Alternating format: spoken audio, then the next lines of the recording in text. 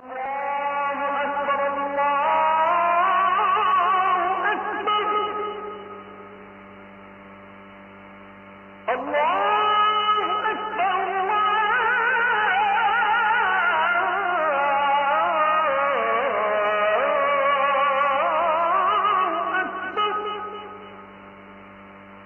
জাকির, মুখে দাড়ি রাখা এটা কি ফরজ নাকি সুন্নত? আর এ ব্যাপারে নিয়ম কি যদি কেউ দাড়ি শেভ করে?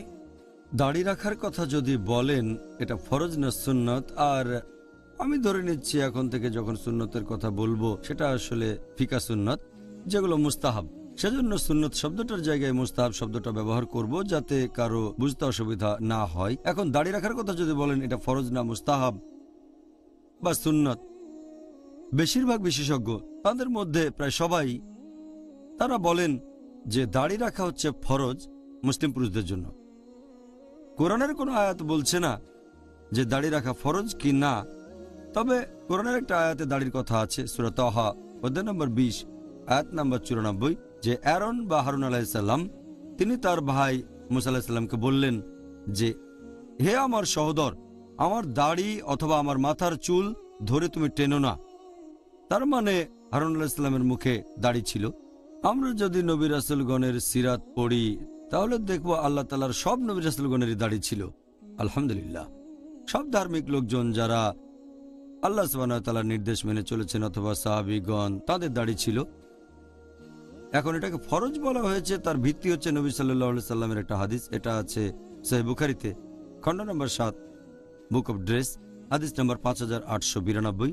ইবনে ওমর রাদিয়াল্লাহু আনহু বর্ণনা করেছেন যে নবী বলেছেন, মুশরিকরা যা করে তোমরা তার উল্টোটা করো, মূর্তি পূজারীরা যা করে তোমরা দাড়ি রাখো আর ছোট করে মোচ রাখো।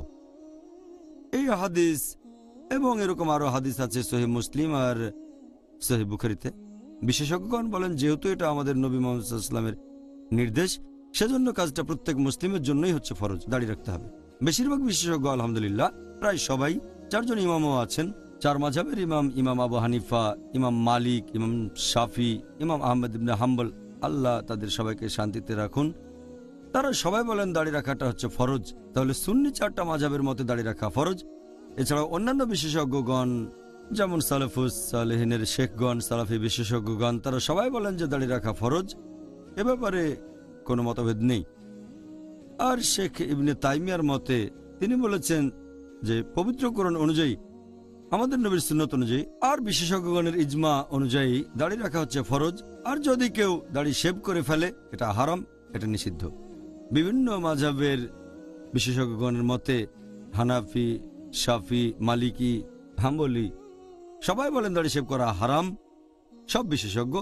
তবে কিছু বিশেষজ্ঞ, সংখ্যায় খুবই কম, তারা বয়স্ক বিশেষজ্ঞগণের মধ্যে, তারা এভাবে বলেন যে দাড়ি রাখা হচ্ছে মুস্তাহাব আর শেভ করাটা হচ্ছে মাকরু।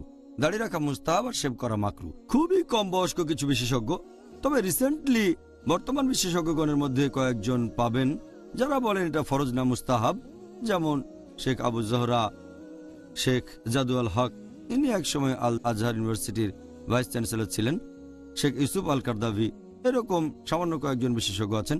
আর আপনি যদি উত্তর আমেরিকায় যান, যদি নর্থ আমেরিকান ফিকা কাউন্সিলের ফতোয়া শোনেন, এই ফিকা কাউন্সিলের অনেক বিশেষজ্ঞ এই কথা বলেছেন যে দাড়ি রাখা ফরজ না, এটা মুস্তাহাব, রাখলে পুরস্কার পাবেন, তবে ফরজ না। আর শেভ করাটা হারাম না, মাকরু। তবে সামগ্রিকভাবে আগের দিনের বিশেষজ্ঞগণ প্রায় সবাই একমত হয়েছেন যে দাড়ি রাখা হচ্ছে ফরজ আর শেভ করাটা হচ্ছে হারাম। আচ্ছা,